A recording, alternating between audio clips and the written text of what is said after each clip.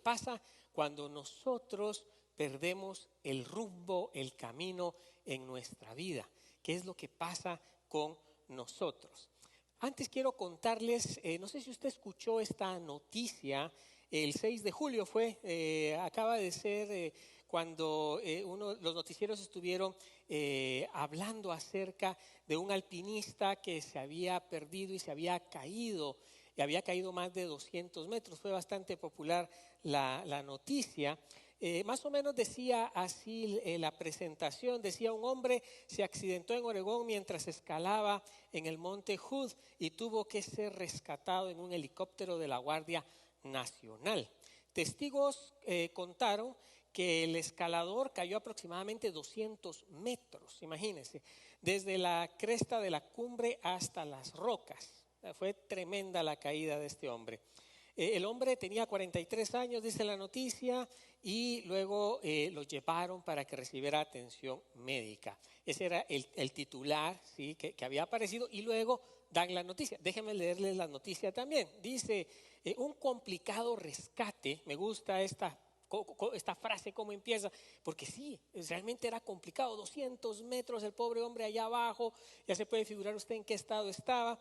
Dice, un complicado rescate en helicóptero de un alpinista se registró en el Monte Hood en Oregón, Estados Unidos. Las autoridades lanzaron una misión de búsqueda y rescate después de conocer que un hombre había sufrido heridas graves como consecuencia del accidente. Los testigos cuentan que el montañista cayó más de 200 metros desde la cumbre hasta las rocas.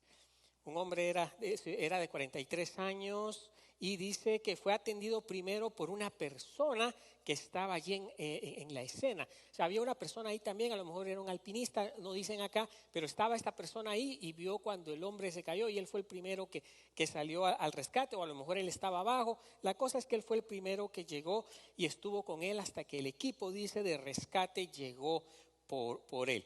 Luego, cuando llegó el equipo de rescate, lo llevaron en helicóptero para que recibiera atención médica.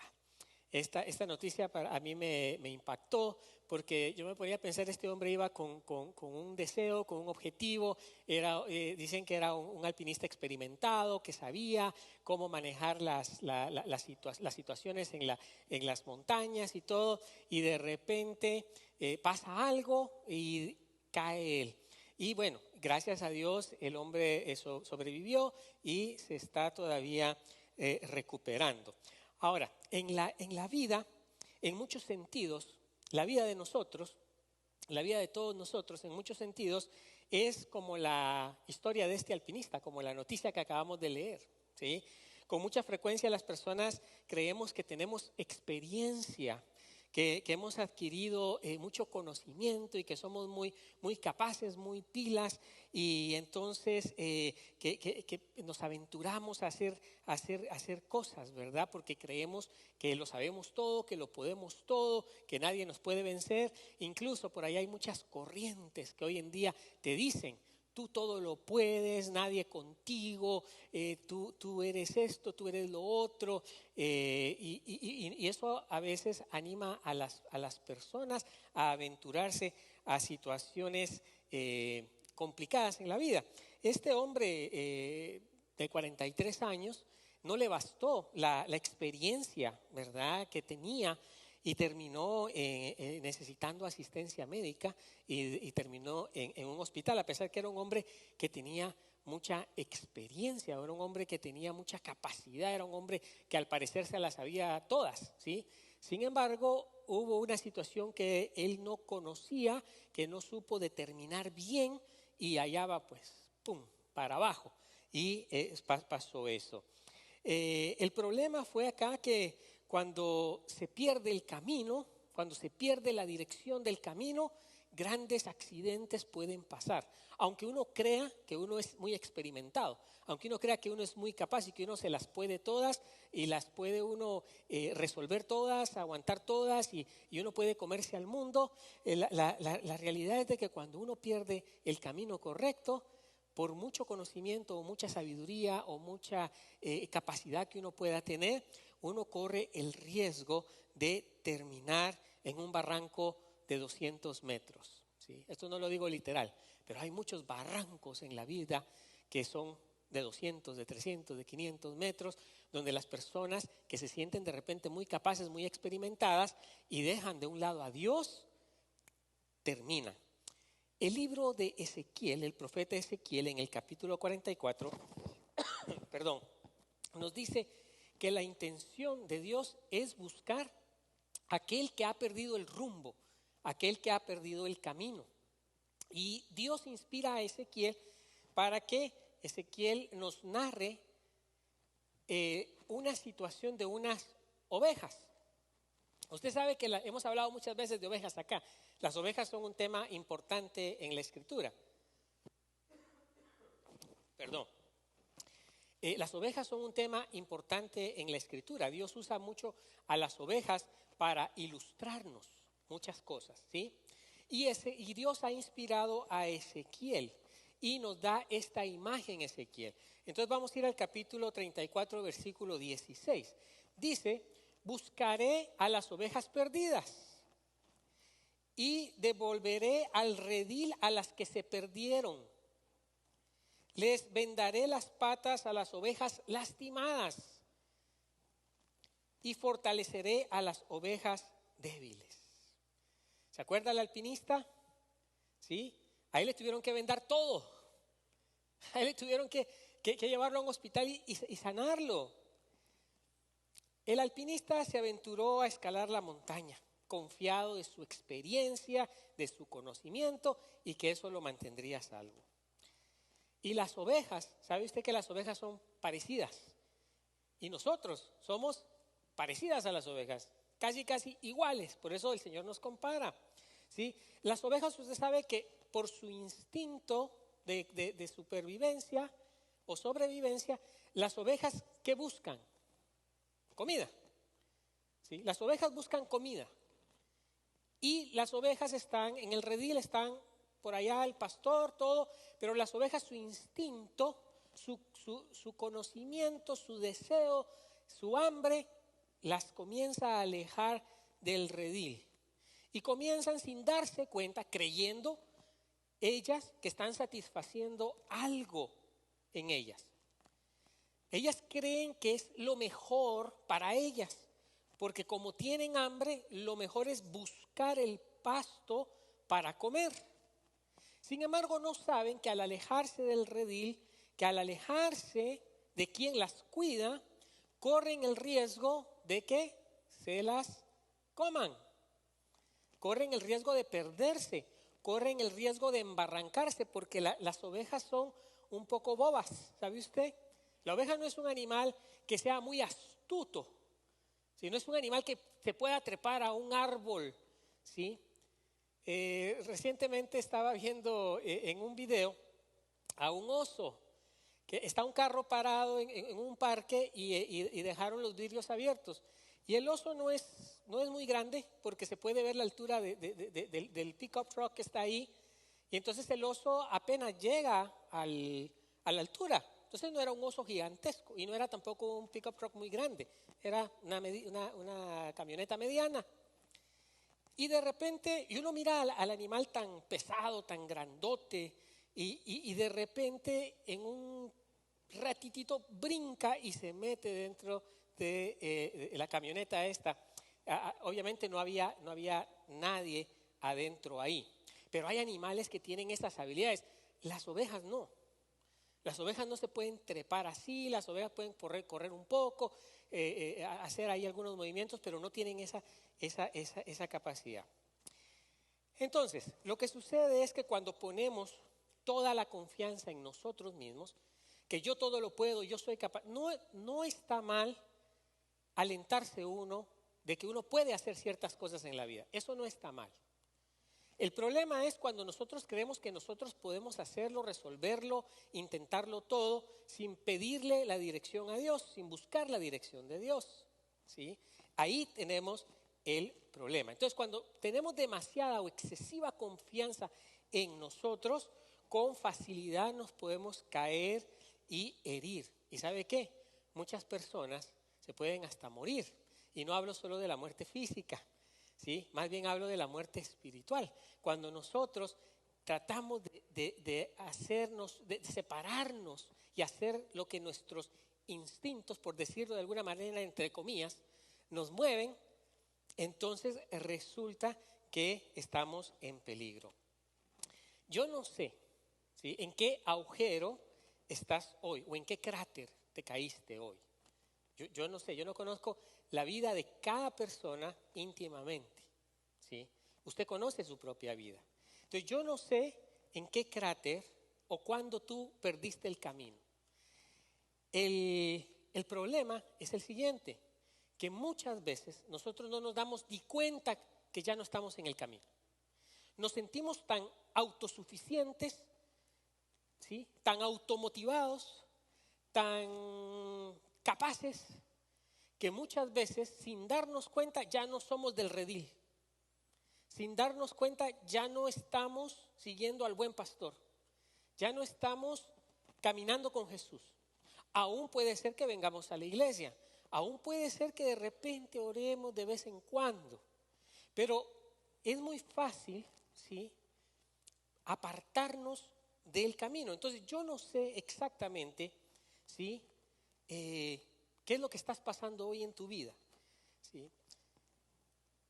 Hay maneras sutiles en las que nos vamos alejando del Señor. Hay cosas a veces que nos van envolviendo, que nos van invitando y vamos poniendo al Señor en segundo lugar. Y el redil no solo es el Señor, es la comunidad, ¿sí? El enemigo siempre va a querer poner trampas para que nosotros nos alejemos de la comunidad de fe y que tratemos de ver en otros lugares lo que no te pueden dar, en otros lugares lo que solo Dios te puede dar y lo que aquellos no te pueden dar. Solo bajo el cuidado del buen pastor, solo bajo el cuidado de Dios y en el redil, tú vas a poder estar seguro de estar bien alimentado, de estar bien cuidado. Ahora, no importa otra vez cuál es la situación que tú estés pasando. Puede ser una situación que sin darte cuenta tu vida espiritual está fría, ¿sí? Es fría tu vida espiritual, es decir, es muy pobre tu relación con Jesús. A lo mejor es una cuestión de pecado que te ha abrazado o que tú has dejado que te abrace. A lo mejor es una cuestión de relaciones con personas que no funcionan. Yo no sé. Pero todos pasamos diferentes situaciones en la vida, ¿sí? Todos nos alejamos en algún momento del redil. Ahora, no importa, no vamos a ahondar mucho porque cada quien se conoce lo que está pasando, lo que está viviendo de manera pública o de manera personal. Pero cada quien tiene esas cosas, ¿verdad? Y cada quien sabe, esas cosas. Ahora, lo que yo quiero que tú sepas hoy es que la intención de Dios es de ir a rescatar a aquel que se fue 200 metros para abajo. Aquel que pensó que tenía mucha experiencia, que era muy capaz, que era muy pilas, que todo lo podía lograr, pero que sin darse cuenta terminó yéndose al barranco 200 metros para abajo. O aquella ovejita que el Señor llamó al redil con amor, que la perdonó, que la restauró, que la trajo, que el Señor quería cuidarla, alimentarla, hacerla crecer, y de repente se comenzó a alejar, ¿sí? Ahora, sin importar otra vez tu situación, la intención de Dios es que hoy tú vuelvas al redil. Tú vuelvas al redil. Esa es la intención de Dios. Eso es lo que Dios quiere para cada uno de nosotros. Acá en el versículo 11 Dios lo dice de esta manera. Así ha dicho Dios el Señor. Yo mismo, dice, voy a ir en busca de mis ovejas. Pregunto, ¿usted se considera oveja del Señor, sí o no?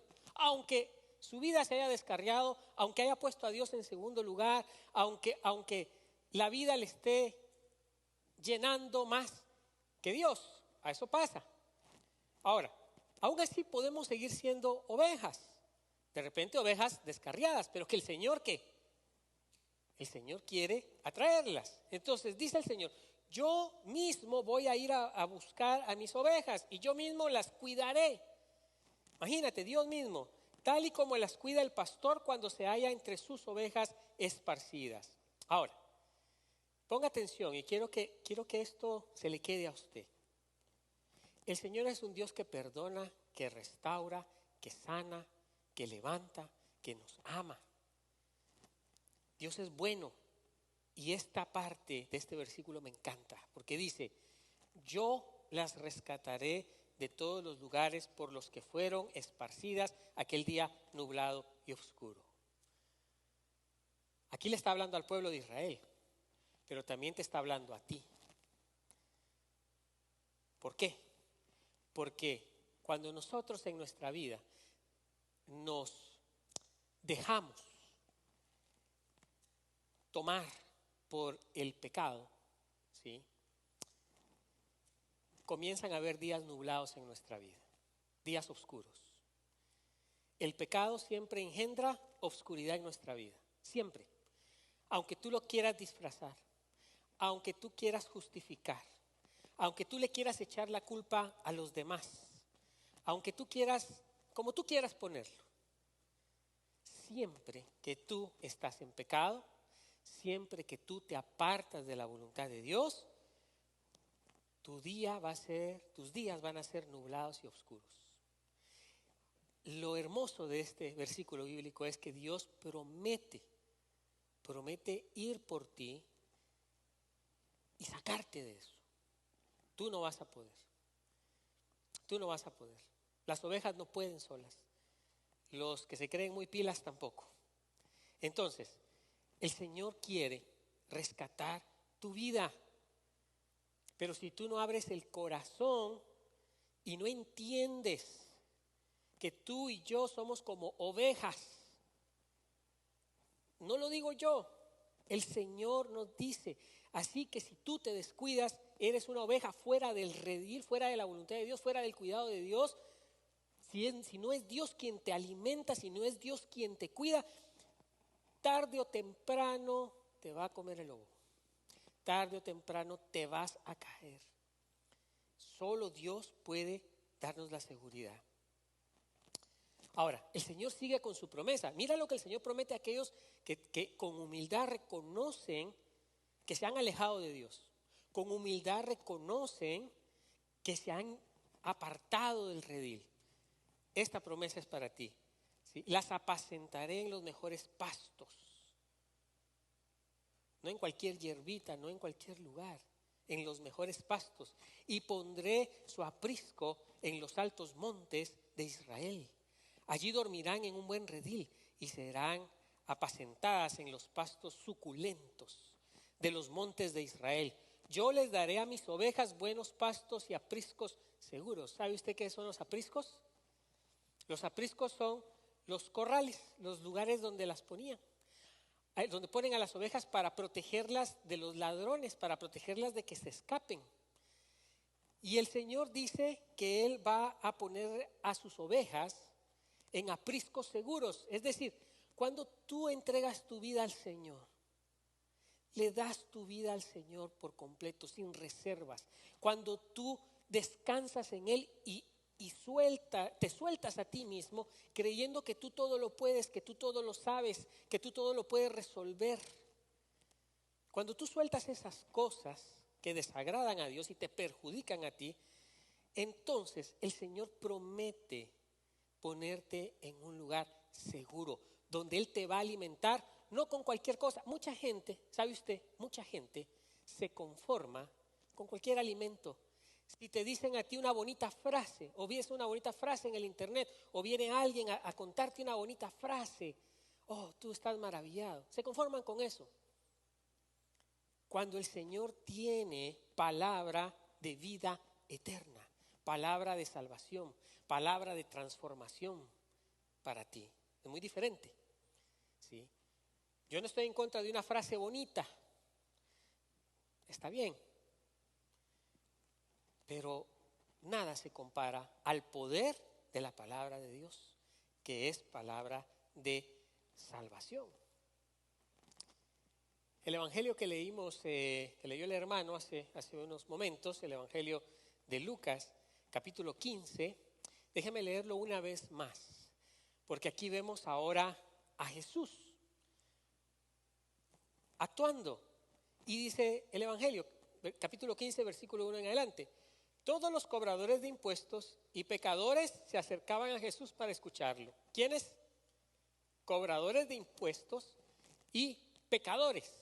Mira quiénes se le acercaban a Jesús para escucharlo.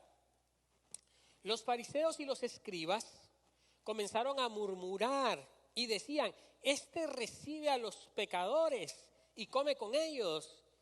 Entonces Jesús les contó esta parábola: ¿quién de ustedes, si tiene 100 ovejas y pierde una de ellas, no deja las 99 en el desierto y va tras la que se perdió hasta encontrarla?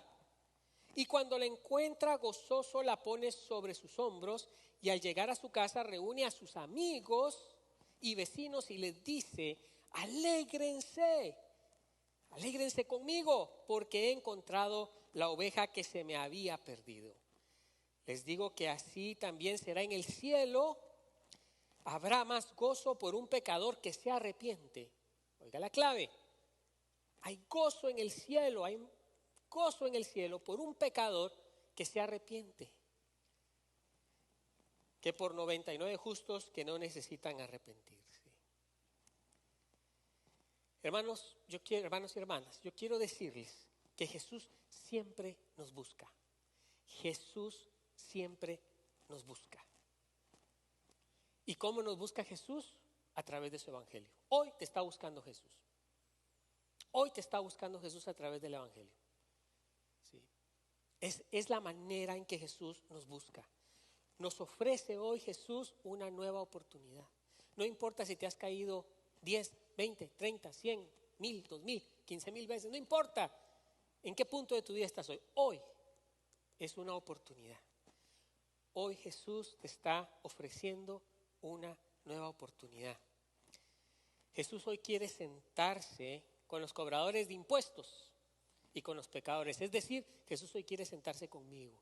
Yo soy el primero que necesita el Señor. Hoy Jesús quiere sentarse a comer contigo. Ay, ¿sabes qué? Jesús no tiene miedo, ¿sí?, de ti, de tus pecados, ¿sí? Jesús no tiene miedo de eso. A Jesús lo juzgaban por sentarse a comer con cobradores de impuestos. ¿Por qué? Porque los cobradores de impuestos eran ladrones, ¿no? Eran del mismo pueblo de Israel, usted sabe.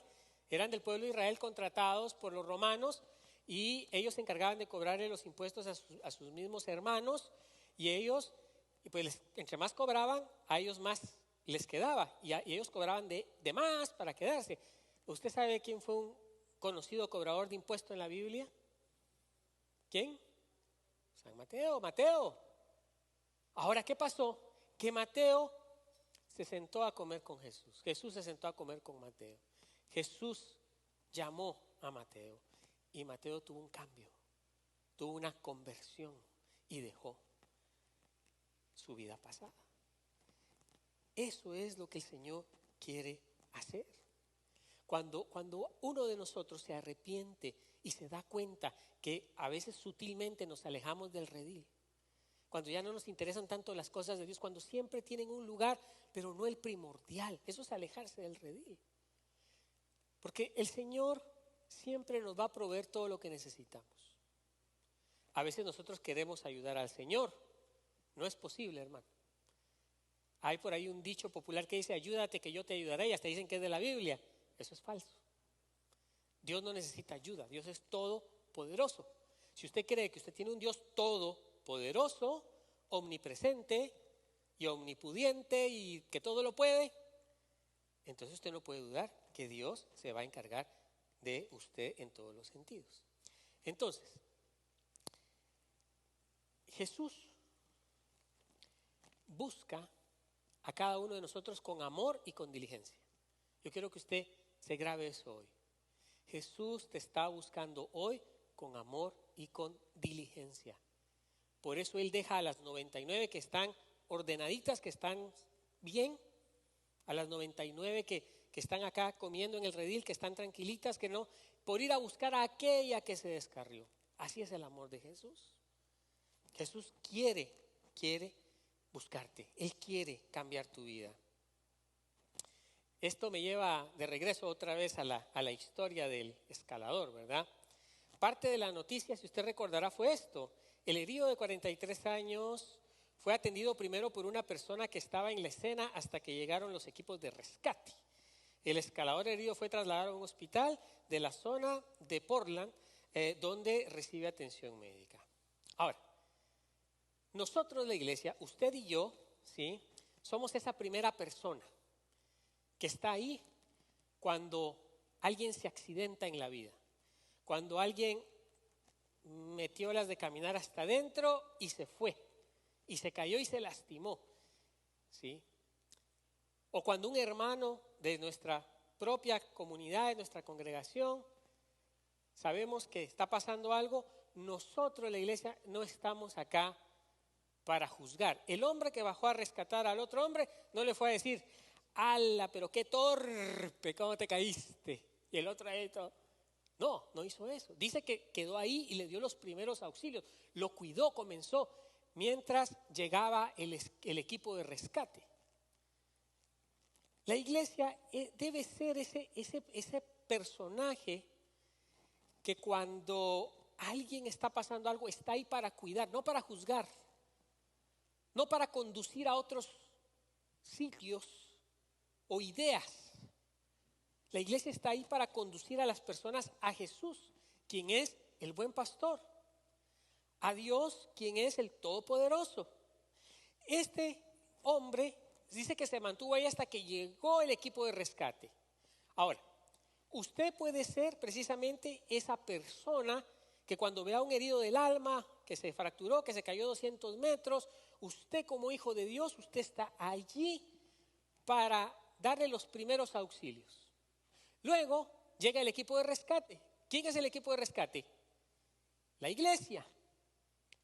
Cuando yo voy y me doy cuenta de este hermano o esta persona que está sufriendo, yo la cuido, yo la traigo y luego yo llamo al equipo de rescate, que es la iglesia, para que toda la iglesia le muestre amor, perdón, dirección, esas cosas, ¿sí? Porque la iglesia es el cuerpo de Cristo, ¿cierto?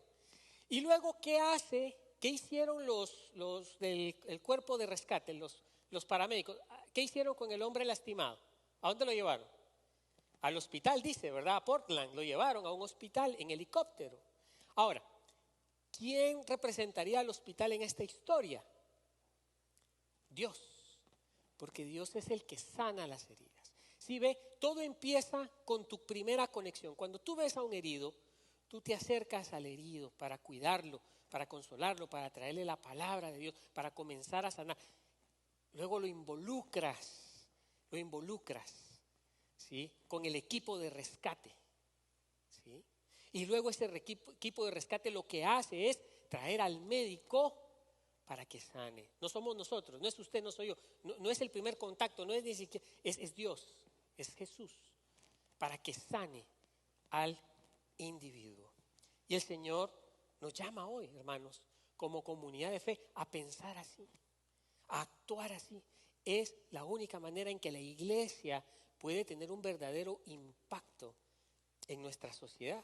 De lo contrario, no va a pasar nada. Imagínate que el primer hombre ve al otro tirado ahí 200 metros abajo y dice: ¡ay, pobrecito!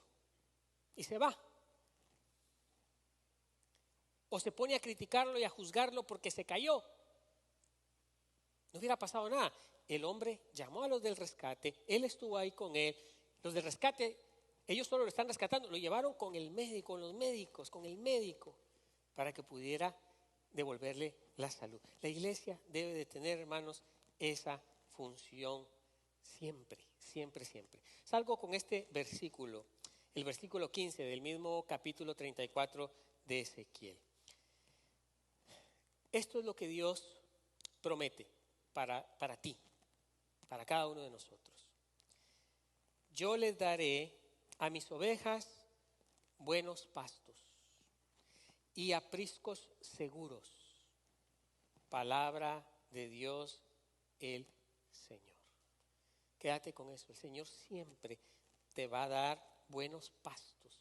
es decir, buen alimento. Nunca vas a estar desnutrido con la palabra de Dios. Siempre vas a estar fuerte y Él te va a dar un lugar seguro. Y este lugar es la iglesia. ¿Sí? No, nunca se crean el cuento de Diosito está en todas partes, claro, porque Él es omnipresente, omnipotente, pero Él dejó su iglesia. Él dejó su iglesia. La iglesia es el cuerpo de Cristo. Que el Señor bendiga su palabra y no te olvides nunca que el Señor cuida de sus ovejas. Amén y amén.